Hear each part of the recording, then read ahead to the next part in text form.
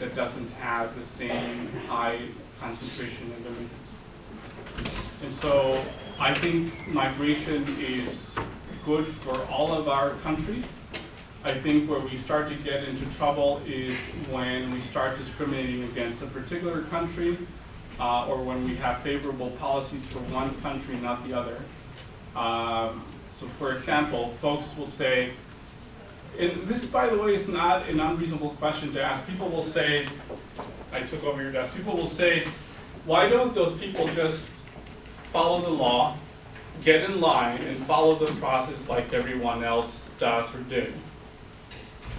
The truth to that is that while it sounds wonderful and great and logical and reasonable, for folks to get in line means that if you are from Mexico and you submitted an application to come to the US legally in 1984, they are now, only now getting to your application now.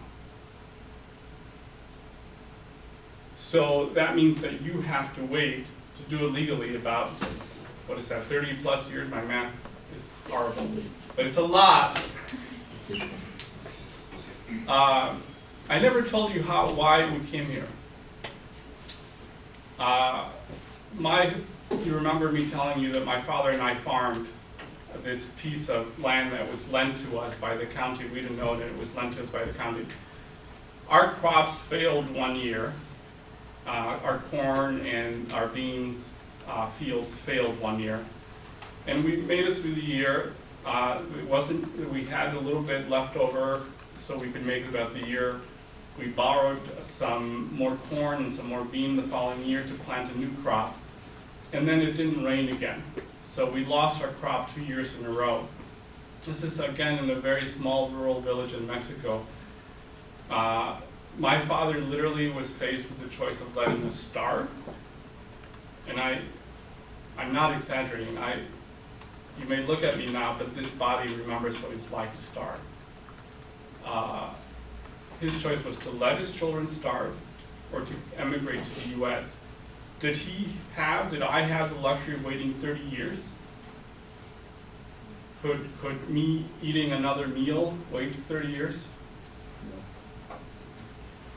Many of the questions we ask, or more importantly, don't ask, I come back to this, are informed by our privilege. By how we experience the world, by how we walk in it, by how the world treats us based on who we are perceived to be. And so I don't think there's anything wrong with migration.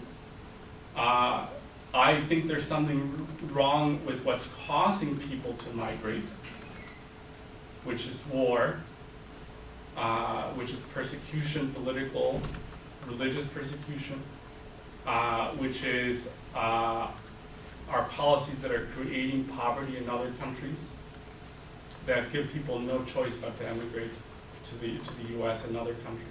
So I don't think inherently migration is a bad thing. I have a friend who writes for the Asian Reporter, and he talks about how Americans love their whales migrating.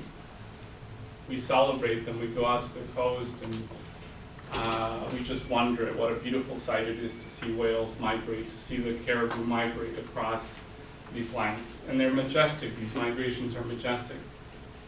But as soon as you start talking about brown people migrating, as soon as you start talking about black folks migrating, we develop a different sensibility around them, and that's worth examining. Other questions? I'll have questions. She can do. Okay, because if you get you asked one, so let me go to somebody who asked it. Do people, so these people who come here and for a lot of different reasons they don't have a lot of voice or they feel kind of powerless, is there any way that they on their own can change their position, or are they dependent on people who maybe have worked their way higher in the government, people who are in a position like you who can affect policy and change? It's a really great question. What do folks think, by the way? I love your question. What do folks think? How much time do we have? We have 20 minutes. Okay, good. So we have time to engage in conversation. What do you folks think about that? What do you think is the answer to that?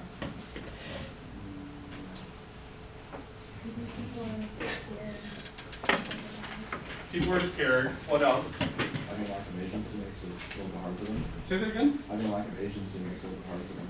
Taught you that term. Okay. I'm only learning this term now, and I'm 50. Having lack of agency is what he said. Wonderful. I don't mean to pick on you. I'm just really impressed. Having a lack of agency. Perfect. What does that mean?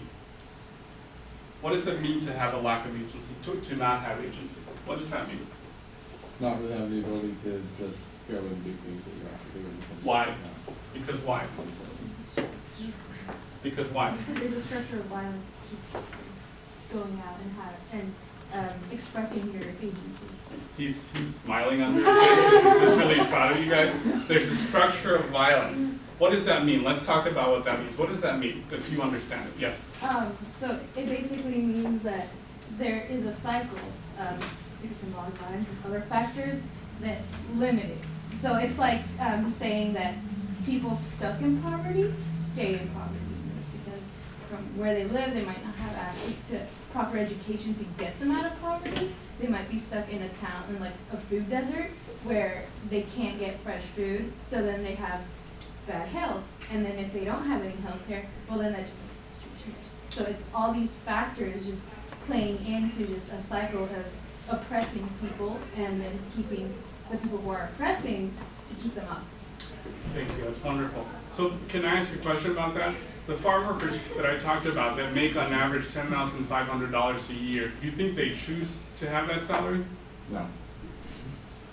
What do you think they would choose? Probably to be allowed to be like the rest of us and have a reasonable life.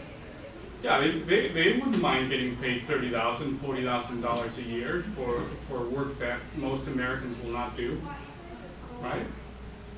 Do you think they